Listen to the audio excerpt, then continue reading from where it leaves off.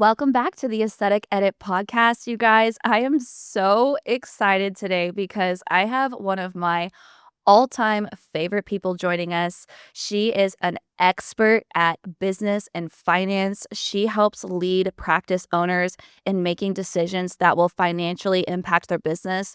She helps you scale your practice, and she is just one of the best people to know in this industry. I am here with Christin Trujillo with Maven Financial Partners.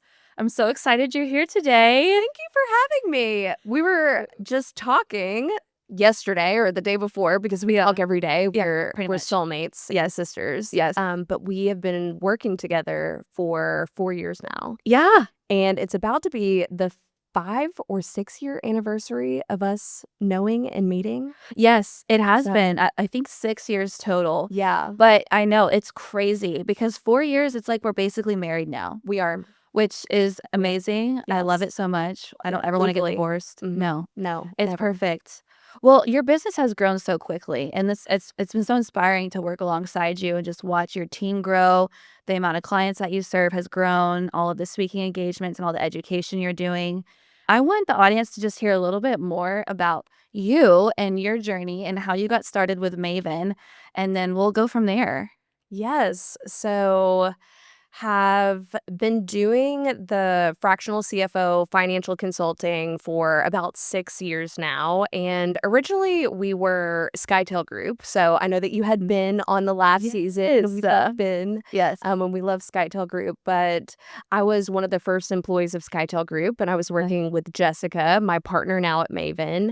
And we ended up creating these two kind of separate operating businesses under this name of Skytale Group. There was the fractional CFO and the M&A, and then we ended up determining that these are separate businesses and we're operating a little bit differently. So we spun off and we've been working with clients to just do the fractional CFO. And if you're wondering what that might mean, you as a business owner, you probably have a bookkeeper, you've got a CPA. We're really filling in the gaps. So we're helping business owners make strategic business decisions. We're educating them about what's going on in their finances. You know this because Yeah. we work with you. Yes, thank I'm a God. client of you because I know nothing about social media. And then I help you make better business decisions, or at least educate you about what's going on. So if you're going to make this big operational decision, these are the financial implications. Let's see what this looks like. I know. You're like the brake. I'm the gas, you're the brake. Like, hold on a second. We got to really think about this. You shouldn't go out and buy that whole culture index assessment thing that you just purchased. And we have a great little dialogue going around investing in different things. But it's so funny because honestly, like your business and working with you and Haley and Jess, you guys have been just absolutely game changing for how I've been able to grow the business. I was at a dinner last night, and the girls, they own a company called Post-op Collective. They'll be on the show soon, but they just started this year, and they said, well, how have you grown this business without a business partner or without your integrator, your operations manager? And I said, I mean, we're just blessed with some incredible partners like Kristen. I consider you guys almost like a partner in my business. And I kind of want to talk about that a little bit more just so that our audience can understand why they might need a fractional CFO. I think this is one thing earlier on in business that I always knew is I was very comfortable with bringing in consultants because I knew that there was a lot that I didn't know. But I think if you don't have that perspective, or you haven't had a lot of business experience, you might not know where you might need consulting or why you might need consulting. So who's a good candidate for your services, and how would someone know that they need to hire a company like yours? Ooh, that's a good question. So if you need help on the finance side, are you Yeah. looking at your P&L? Are you looking at your balance sheet? Are you measuring the performance of your business? You might be doing that. Do you feel really confident in that? Yeah. Are you making a lot of big decisions and you're unsure if it's the right decision to make? Yeah. So, sometimes I like to be the gas.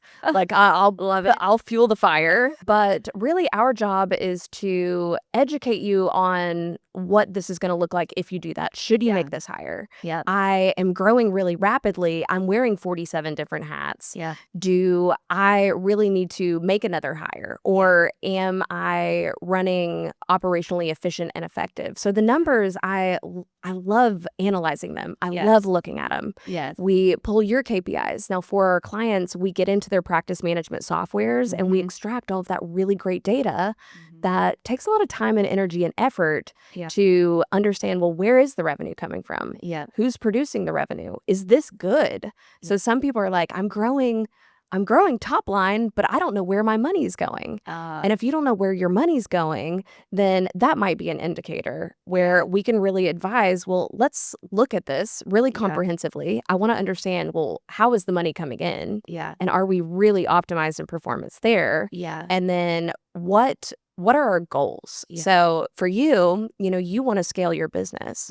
So are we doing that responsibly? And are these the right things to do? Yeah. So regardless of what that looks like we've got clients that want to be sitting on a beach sipping margaritas in 5 years. Well, there's things we need to do now to plan for that. It sounds like they need to come to you with a vision, at least with this is my end goal in the next 1, 3, 5 years. Do you have clients that struggle with that? Like, do you help them create that vision, or are they coming to you with like, this is my end goal, now help me get there? Yeah. I love that question because we are really nurturing you to think about your vision, and I want to stay away from influencing your vision so much. If you have a goal to do this, I want to help you get there. Yeah. But I want to show you what it looks like. Yeah. And there may be some things that you need to do that you're just not thinking about. So anytime we're onboarding a practice or a client, that is actually a key component of our first review and roadmap meeting. Yeah. So we ask them in the kickoff call as we're doing the onboarding, I want you to be thinking about what you want to accomplish and where you want to be in 10 years. Think about where you want to be in 5 years. And then we're going to talk about the next 1 to 3 years, because wherever you want to be in 10 years, we're going to start working on that now. Yeah. But really be thoughtful. So I don't want to sway anybody like, oh, that's a bad idea. Yeah. Like, our goal is to support you, but let's show you all of the financial implications and the operational decisions that you're going to need to make in order to get there. Let's do it. Let's go. I mean, one of the things that I have learned working with you is that ultimately we need to focus first and foremost on driving revenue before we start looking in the weeds of where we're spending pennies and dollars. And I think that's a really healthy perspective, because as an owner, it's easy to get caught up in all of the details because there are 15 hats to wear, like you said. And so it becomes very overwhelming very quick to look at a financial statement and you've got 20 different things that you're staring at. And so that's 20 different directions now I can go. Oh, I need to decrease my payroll. Oh, I need to decrease my marketing spend. Oh, I just need to increase my sales. And you can't do all of that in one day. You have to kind of pick a lane and go for it. So is that advice still tangible for right now in just today's economy? We really need to focus on revenue. If anybody listening just needs to start with looking at the financials at one key area, is that what you would suggest? For sure. So whenever we are analyzing the financials, we're looking at everything. Like, what's going on with revenue? What's going on with expenses? Are there opportunities to increase revenue, which will make us more profitable and get us to where we want to go? Are there also opportunities to reduce expenses? Like, sometimes that is the case, but we do spend a lot of time focusing on revenue because for most of you all, your fixed expenses are the fixed expenses. I'm paying for marketing. I've got insurance. I've got my softwares. I have rent. Unfortunately, the landlord is coming to get it every single month. And you can't go to your landlord and be like, I would like to pay less rent, sir. Yeah. So all of those expenses are pretty fixed. So how do I create more profit if this is constant? I shrink that percentage of what I'm paying for those things by increasing my revenue. Yeah. So if my rent is 10% and I'm making $1 million, well, it's 5% at $2 million. Yeah. So that's really, really good. And do you guys give advice on different areas that they can focus on to grow their revenue? for sure. Yeah. So what we do is we're looking at who's producing the revenue, Okay. specifically in a practice. Who's producing it? Are we really optimized? So we're analyzing what's the utilization percentage? How full is their schedule? Oh, wow. Yeah. So a lot of times we'll look and we'll notice that, hey, the providers are just not optimized because their schedule isn't full. Or their schedule is full, but their revenue per hour seems to be less than it should be for other injectors or other doctors that are producing the same surgeries or the same type of injectable treatments, whatever that looks like. So there are benchmarks that we're looking at. Yeah. So in analyzing this really comprehensively, we can get to the root cause. Yeah. You might feel really busy if your schedule is really full, but if your revenue per hour is low, you are not optimized. You probably need to hire an MA, not another injector, Yeah. because we need to get that revenue per hour up. You're doing too long of appointments. Your Yeah. prices are not appropriate. Yeah. So we're identifying and looking at this and pinpointing exactly what it is. Yeah. And that's where we're really advising. So if you did this, this is what this would look like. And that's Yeah. the fun part. Yeah. If you're listening but not following, please just go ahead and click that follow button. It will help solidify our relationship, and it will allow us to engage with you more regularly and give you more of the advice and guidance you're looking for and how you're building your brand on social media. We can be found on Instagram, TikTok, and YouTube. Follow us at the Aesthetic Edit Podcast. If you have show ideas or guest recommendations for our future podcast episodes, we would love to hear from you. I do want to hear a little bit more about you and your story, and more so just your journey of building a business, because this show, I really want us to dive into the nitty-gritty of what does that day in and day out look like? What are some of the biggest challenges that you've been able to overcome, and just have a little behind the scenes look at what this actually looks like, because you're super smart and you're going to give us a lot of tangible advice. But I also want our audience to hear, like, what are some of the things that you've had to overcome as you've grown this business so successfully. You guys have grown so quickly over the past 4 years, which is so impressive. But has there been a moment in your journey of either entrepreneurship or leadership that has been challenging for you, or has there been a challenging season for Maven? And what was your biggest lesson that you learned in business or in leadership moving through that? Oh, so I mean, there are a million things, and I feel like owning a business, I am really empathetic with my clients and other business owners. Working with Jessica and I and growing this business, it's constantly in this evolutional period. We are growing. So what my business looked like 4 years ago, it didn't look like that 3 years ago. And it doesn't look like that today. I'm constantly refining operations. I'm constantly hiring and adding people. So it becomes this really relatable element as we're engaging with practice owners, because they're experiencing the same things. Yeah. Our team is experiencing this. The consultants are experiencing this. They're training other consultants. You're in your practice and you're training a new practice manager, and you're hiring more MAs and support staff and patient care coordinators and other providers, and you're adding an associate. And there's just this evolution of something's always happening in the business. So our clients stay with us for life. So Yeah. just like you and I have worked together, Yeah. this is kind of the relationship that we have with all of our clients, because Yeah. we become that partner in the business, that there's this safe space. Yeah. We get to talk about what's going on, because you as the business owner, it's pretty isolating. It is. It is. Well, You call me and ask me if you can spend $3, and then you don't tell me about like a Chanel bag that we put in office. No, I'm just teasing. But I wish I had some Chanel. Okay, it's on the wish list. yes, I think one of the biggest benefits of working with you and your firm has been, while the conversations are about finances, I mean, money can be a very emotional thing, especially if you are the founder, if you are the owner, if you're the first person in your family and your lineage paving the way for a new future. And so for me, working with you guys has been not just a great way to strategically map out how I will achieve these goals that I have, but also it's just been a great place for me to be so honest about how I am feeling so that I can make those decisions. But as everybody knows that owns a business, you can't make a decision unless you understand the numbers behind it. And that's something that I talk about a lot, especially with my team and just collaborating with different people and different clients, is you have to understand the black and white numbers before making a decision. But one thing that you shared with me, it was a couple of years ago. I remember I called you and I was like, Kristen, I just want to know, I just feel like I've been doing this for 4 or 5 years now. And I just feel like it always is just chaotic. Like it's always a lot going on. And every day is a different day. And there's always moving parts. There's new employees. There's new things I have to fix. There's new products. There's new clients. There's new travels and there's new opportunities. And I said, how do we get to a place where there's more balance? And you said, Mary, as long as you're growing a business, it's always going to feel chaotic. And so you just need to get comfortable in the chaos. And it was that like mindset shift, like how you framed that. I was like, huh, okay. So I'm not crazy.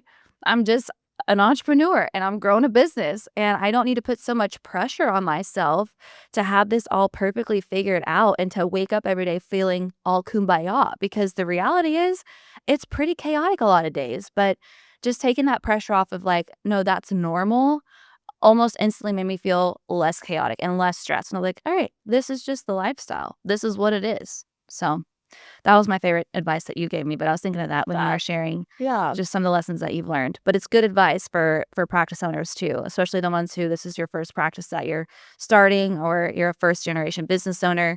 But it's nice to have partners like you and your company helping to make certain decisions and also just be there to answer some random questions like, is it always going to feel this way? Yes. We do a lot of therapy in our calls and in our conversations, because they're really, regardless of what phase or what stage you're in, there's something impacting someone differently, whether you're 20 years in and it's just growing and changing and evolving, and I've got turnover and this has never been an issue, but now all of a sudden it is an issue and I'm faced with these challenges and I'm starting my business and I don't know where to start and I don't know what to do. And I really need this partner and I need some guidance and advice. And it's emotional. Yeah. Like I get emotional. And by the way, you are crazy. No, I'm Me? I'm just kidding. No, I'm looking in the mirror. Actually, know. I'm the one that's sick in the head. We're both crazy, and that's why we're best friends. Yes, exactly. To learn more about today's guest, Christin Trujillo of Maven Financial Partners, check out her website, mavenfp.com. You can also follow her on Instagram at Maven Financial. It's a roller coaster sometimes, and just having that ear, someone else aside from maybe some of your employees, to talk to, because you may not have a business partner. You're a solo owner, but you've got a big team. So who do you talk to? Who do you strategize with? Who do you work through issues? Like I had a tough day and I'm faced with a really big challenge, and hey, now I know there are financial implications. Does this make sense? You call us all the time. And we do that for all of our clients because it is emotional. And I get really excited about stuff. I'm so blessed and grateful that I've got an incredible business partner that is the heavy shoes to my holding the balloons sometimes, because you just need this balance. And then I can be the heavy shoes to my clients, or the consultants that are at Maven can be the heavy shoes sometimes. Or they can be the fuel. So it's so good. It's so good. But it is truly, if you're running a practice and you don't have a business partner, or even if you do, I mean, to me, you guys are the number one resource partner that I have at the current moment, and it's been such a gift and such a blessing. And so I think that having someone in your corner to relate to you and normalize things for you and help you not feel crazy, because it is a very lonely road. It can be. I don't believe it should be. That's why we do this show, so we can talk about these things. But it's just such a gift to have that perspective and that knowledge in your corner. But I do want to talk a little bit about something that's kind of circulating right now. It's ending of summer 2025. I was about to say 2026. who knows what year? 2025. I don't even know It's been anymore. a long year. It's been a long year. We've been just moving at like warp speed. Yes. But there's some rumors going around that the aesthetics industry is down. And I want to talk about it because this has been a topic of conversation ever since COVID. There's a lot of fear around the uncertainty with the economy. We have lived through a season that none of us ever anticipated, where things that we could have never came up with have happened that have caused the economy to temporarily shut down. And then we kind of went back up a little bit. And right now the real estate market's a little bit sketchy. So I want to hear from you and just the work that you guys are doing with your clients. Is the aesthetics industry really down? Do we need to be worried? And how do you have these conversations with your clients? I've seen the stats and I've seen some reports. Most of our clients are not down, and we work with hundreds of clients. Amazing. There, I think there's a lot of things going on. I don't just think. There's things going on in the economy. Yep.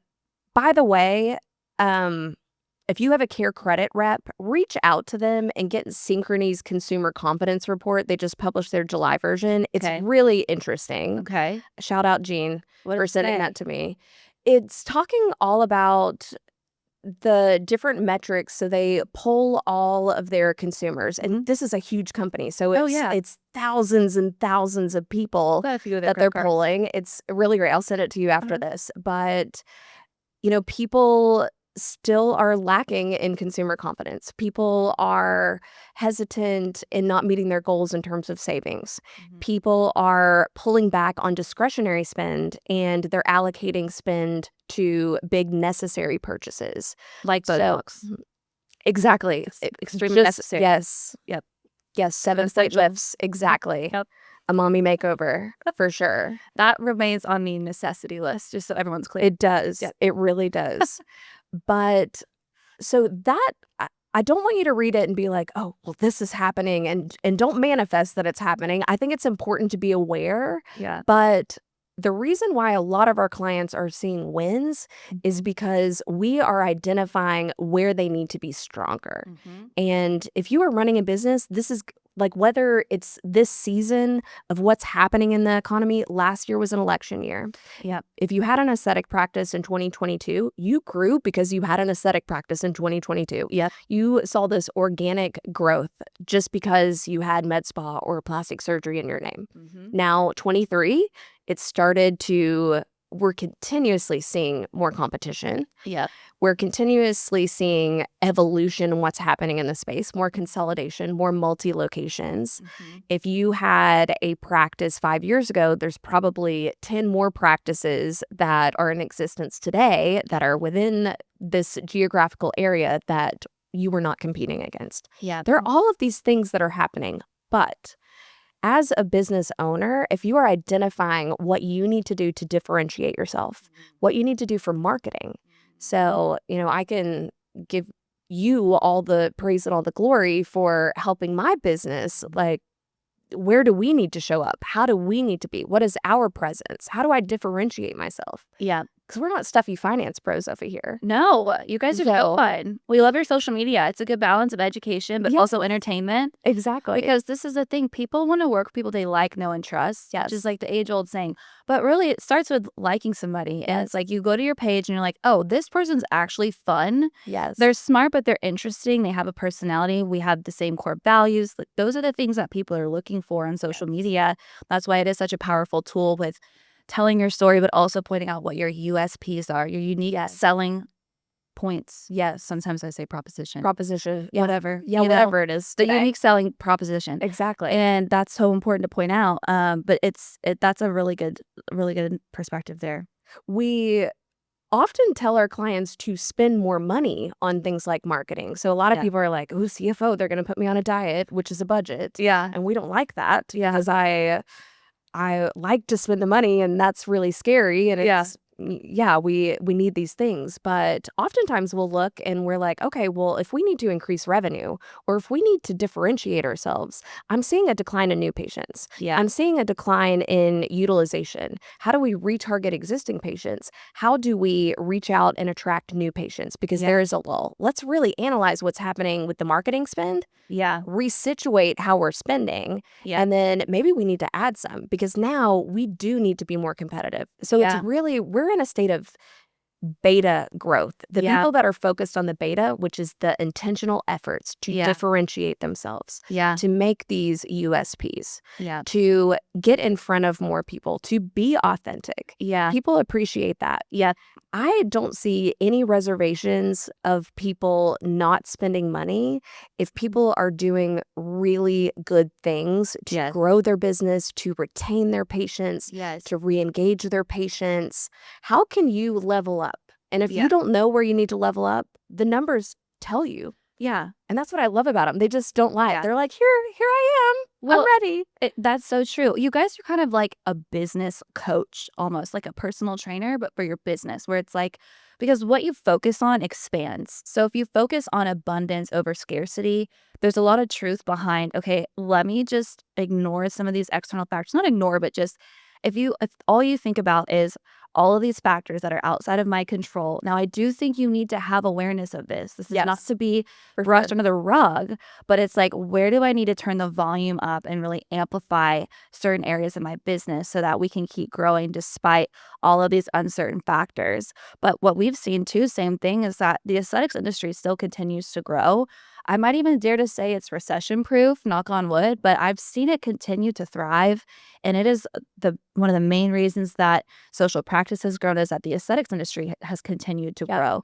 We might see a little bit of a shift and a little bit of a slowing down. I think it was supposed to double over the next 3 years, just completely, which is amazing. But it's still really a thriving space, and I do believe that a lot of the consumers, despite what's happening, they're still going to value and prioritize the procedures they get because For it is sure. a lifestyle. It's a very resilient industry. Now, I want to touch on, I'm not saying that you personally as a practice owner, you're not experiencing a lull. Yeah. Like, I have seen a reduction of appointment volume. Yep. Well, how do we counteract that Yeah. in terms of revenue? We need to maximize the patients that are walking in the door. Yeah. That might be the solve. So Yep. if I'm seeing less patients and we're spreading out appointments, Yeah. then how do I maximize with the ones that are literally sitting in my chair, that Yeah. have walked through my door? Yeah. So there are all of these things, and you do have more competition. There's also this fear mongering with there's filler fatigue. We did an analysis of where people are spending in terms of revenue sources. Is it toxins? Is it filler? Is it microneedling? Is it laser? Is Yeah. it body contouring? Are we seeing any fluctuations? What about weight loss? Because that's been a big thing since Mhm. 22.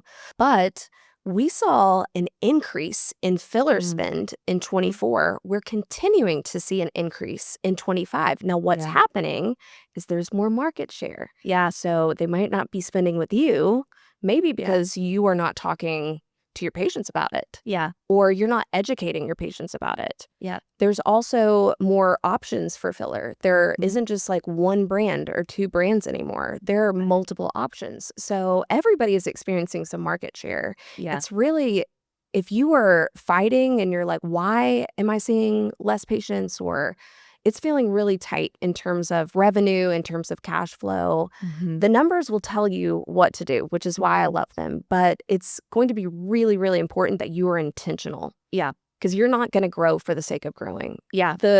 It's survival of the fittest right now. Yeah.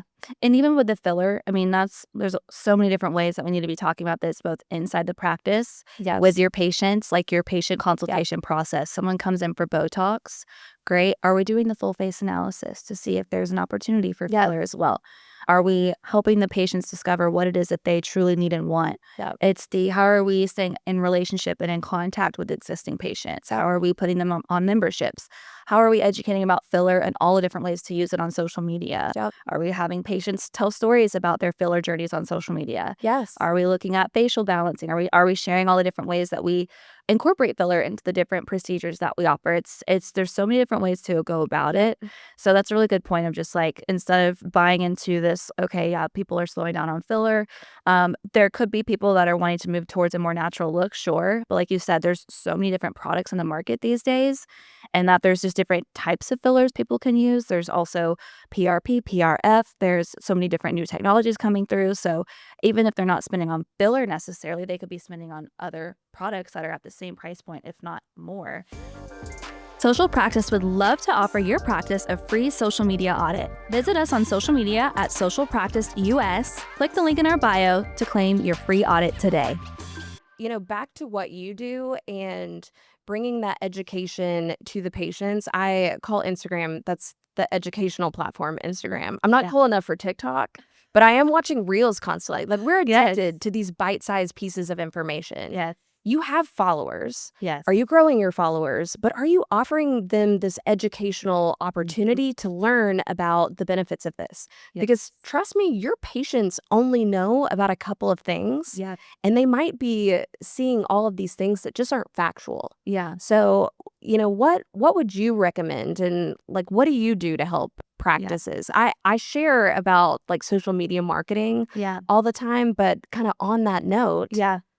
Yeah, that's a great question. So there's really three main things that we really lead our clients towards, which is quality of content, building an engaged community, and consistency. And the content quality piece is always evolving, but that is really looking at what are you sharing? What are you talking about? How is this adding value to your ideal patient? And are you really telling your story in a way that's going to attract the right people into your practice? The social media presence is such a great way to attract like minded people. And it's a great place to really showcase who you are authentically and what you do. And one of the things that I'm speaking on quite a bit more, especially moving forward with us launching, we're going to be now managing social media accounts for personal brands as well, is kind of getting over yourself, for lack of a better word. And just it's showing up imperfectly and just that authentic piece. That word is overused a lot, but just the more comfortable you get with being who you are and showing the work you're doing, why you're doing it, showing your team, showing your patients, the better it's going to perform. But then there's more of the technical aspect of when it comes to content quality is how are you filming the videos? How long are the videos? How are the edits? What's the lighting look like? What kind of camera are you using? What kind of camera settings do you have? Like, for example, on the iPhone, we prefer to shoot in 4K at 60 frames per second. So, like little teeny tiny things like that. The content quality is a huge factor of how well you perform. If you have a bunch of stock photos or graphics on your feed that's not relatable, people aren't going to connect with you. And it's not going to help you drive an ROI with your efforts. Then there's the community aspect. So, are you building relationships with people? One thing I talk about a lot is the point of social is to be social. And I think being a business owner, and I completely empathize with this, but it's really hard to create time to be on these apps so and DMing people and commenting back and all the things. But that is a huge factor that influences how successful you are and how visible you are. And like I am in the same seat as y'all. I also manage all of the inboxes myself currently, and it is a lot. It's overwhelming, and I understand that. And you can hire people to help you with that, but it's definitely time consuming. But it's a huge factor that influences how visible your content is, because if you're just posting things and then logging off the app, or you're trying to run your whole business, it's going to be hard for people to be connected to you. So I found that being in those DMs all day every day, like that is a huge factor of how visible you are and how successful you are. And then it's also it's like they scratch your back, you scratch theirs. If someone's commenting on your content and they're engaging with your content, you need to comment back, you need to engage back. Take time, 10, 20, 30 minutes a day, go through your stories, comment on people's stories, engage with them, keep that relationship alive. Those things really matter. And then the consistency aspect is also important, and just how often you're showing up. So showing content, sharing feed posts multiple times a week, showing up in stories. This is also kind of in the personal branding side of things too, but you really want to just start to get away from hiding and just trying to stay behind the scenes and not being fully present. I understand it's a huge commitment, but this is what's really working on social media right now, is being fully present, being fully yourself, and just showing the world who you are and what you're doing. And some of the best performing content is the content that's a little bit more raw and real. And so you have to be willing to show up imperfectly and just share what's happening. And people want to watch your story unfold. They want to watch the story of your practice. They want to watch the story of your patients. So, it's something that is super impactful, though, especially whenever there's more competition coming through. But you can't compete with other people who aren't. Everyone's unique. You are unique to yourself. So you have your own unique story. You might do the same things that the other practices do, but who you are, your experience, your story, what you've walked through in your life, that's unique to you. So sharing that, it really, really helps get you more exposure and get a better return on those investments on social media. I could not agree anymore. You have taught me so many things in working with you Mhm. for 4 years. So I've been a client of yours. It is a huge commitment. Yeah. I answered this question weekly. Mhm.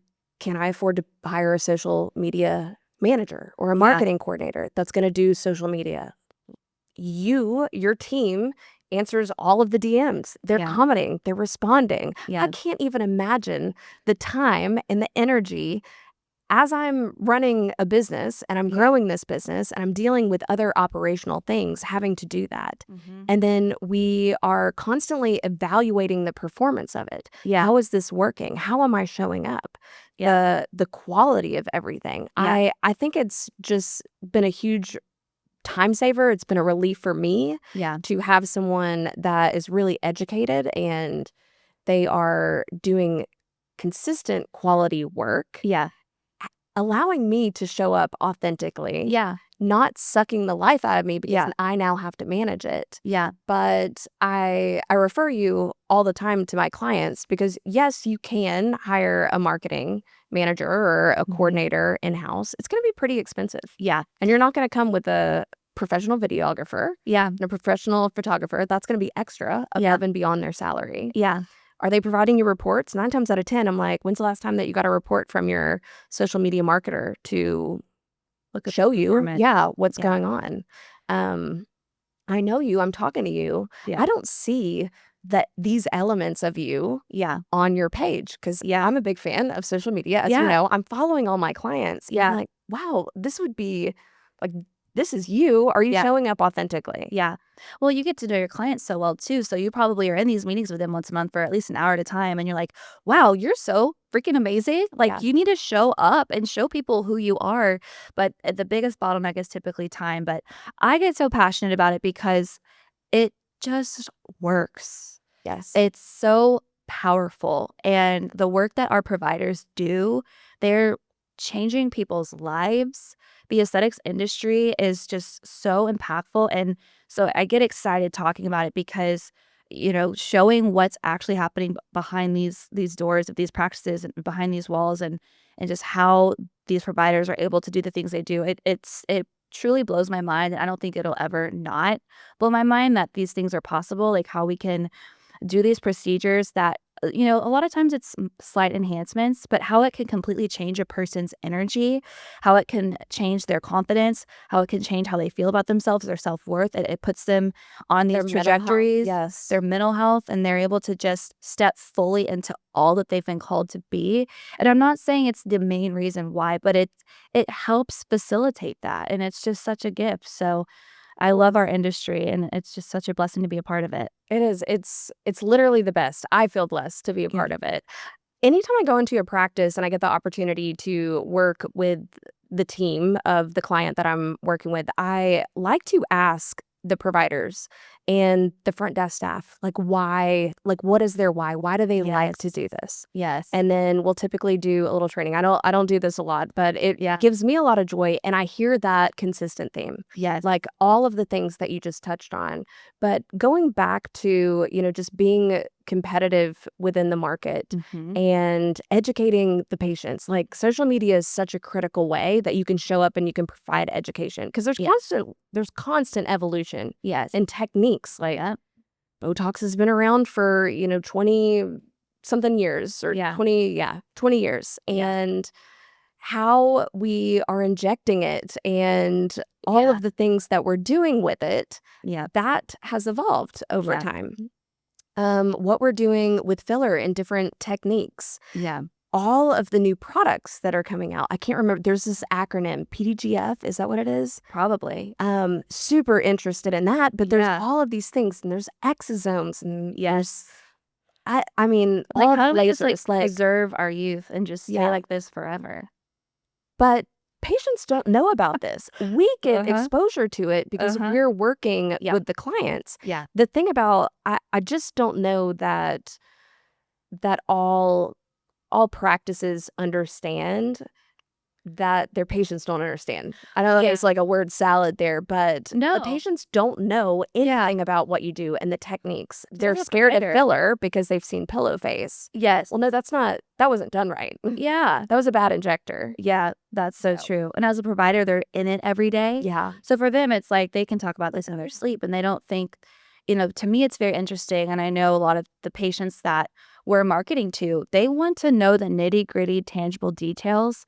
Like in a consultation, if you just take that extra 5 to 10 minutes to sit down with me and explain to me what you recommend and why and how the product works, I will buy it from you. If you sit down with me though and you say, this is what I recommend, this is how much it is, do you want it or not? I'm out. I don't really care. So social media is a great place to be able to educate and take that extra time to explain what each option is, how it works, all of those good things. So you have a really good point there, but I do want to talk a little bit more about social media specifically when it comes to your business and your brand growth.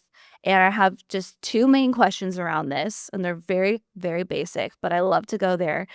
What do you hate the most about social media? I am addicted to social media.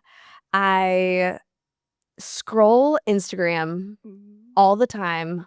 I really love it. I don't want to manage it. I don't want that to be a source of pain, and I don't want that to be distracting from the really important things that I need to do in my business, especially whenever we're talking about managing this, which is why I really rely on you and your team to do this. And Mary has paid me $0. I'll send you an invoice after this to say this, but it gives me the opportunity to focus on things that I'm good at and that only I can do, Yeah. and I can leave it to the experts to do that. Yeah. I would say if there's anything that's just like a personal thing, I love to live by the golden rule. I wish that people were kinder to each other. So it Yeah. hurts my heart whenever I see snarky comments, and Yeah. I think this is such a beautiful industry. I love the engagement. I love the back and forth. I love the banter and the curiosity, but I do think that we need to be kinder to each other. So I hate going on there and seeing that. When you see the trolls come Yeah, through and I'm saying just all like, kinds of things, or they have a yeah, fake account. hold each other up. A Finsta, I learned what that was Worry the about other you. day. Do you know what a Finsta is? No. I learned this from my Gen Z team because they're amazing and so smart. It's a fake Instagram account, Oh. and you have like a weird name with like numbers attached to it, and no one knows who you are.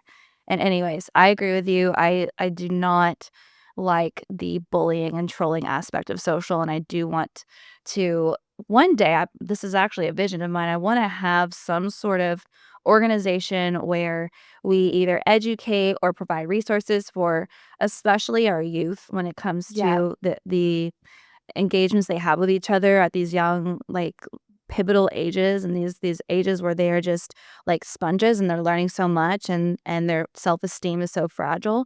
But yeah, I mean, luckily as adults now, we've had social media for a while, so I think that we're able to kind of filter through it a little bit better. I think it still affects, and it still is disruptive to adults. Yeah. And I'm not saying that it should, like, we're wishing for world peace. Yeah. Like, I think opposition of ideas is really healthy. Like, Yes. challenge me. Yeah. Tell me that I'm wrong, but educate me as to why. Yeah. Like, don't pull off my crown. Yeah. Fix it Yeah. and build me up. I think it's such a powerful, powerful tool. And there's so Yeah. much good. I mean, it's like the world. Like, I Yeah. see so many like great, heartwarming things. Yeah. I get parenting advice off of Instagram. I don't know. That's why I call it the educational platform. Yes.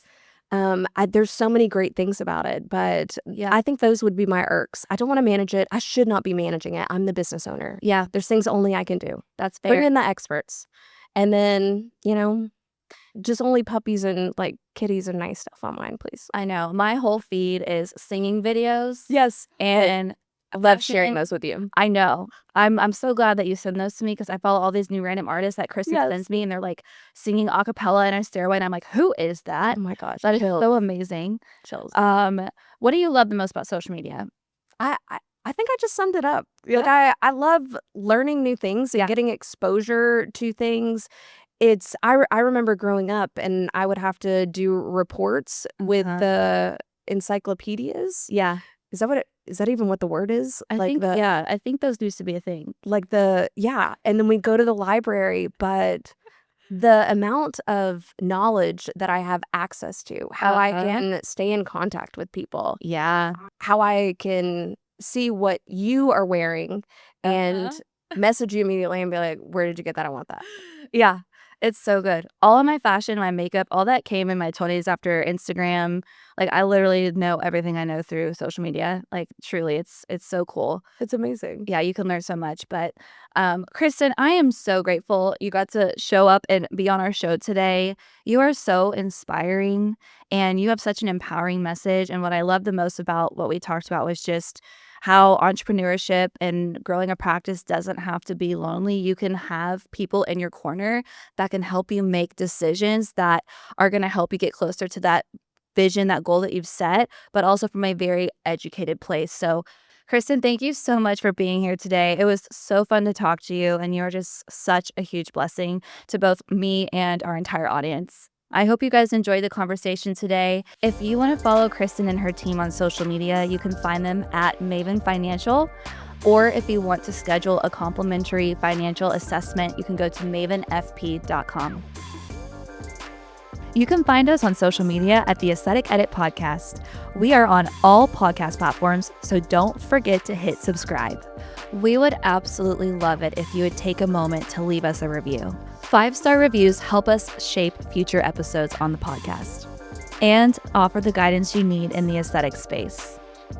To follow Social Practice on social media, you can find us at Social Practice US on Instagram, Facebook, and TikTok.